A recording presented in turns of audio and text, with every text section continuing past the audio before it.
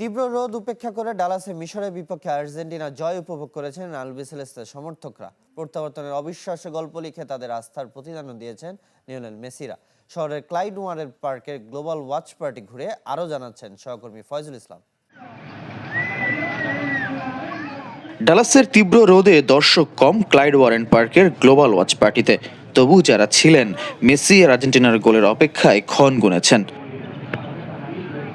তবে মিশরের বিপক্ষে একের পর এক গোলে পিছিয়ে পড়ে আলবিসেলেস্তে যখন চাপে, সে চাপ স্পর্শ করেছে দর্শকদেরও। প্রিয় দলের ম্যাচে ফেরার অপেক্ষা আর প্রার্থনা।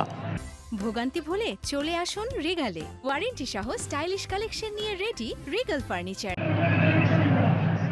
মাঠে হাল ছাড়েননি মেসি মার্তিনেজরা। সে দলের সমর্থকরাই বা আশা ছাড়বেন কেন? অবশেষে আর্জেন্টিনার গোলের শুরু, ডালাসের ওয়াচ পার্টিতে শুরু উদযাপন। Argentina kept fighting. They kept going at it, and finally they find a way to score. And once they scored the first time, it seemed like Egypt got a little confused, and then Argentina kept going, and that's why they find a way to tie the game and actually come up with a victory. But I have more fun here with the people than going to the games. It's been awesome. Clydewarren Park's the place to be. অবশেষে ঘুরে দাঁড়ানোর উদাহরণ দিয়ে match জিতেছেন Messi, Enzo, রোমেরোরা।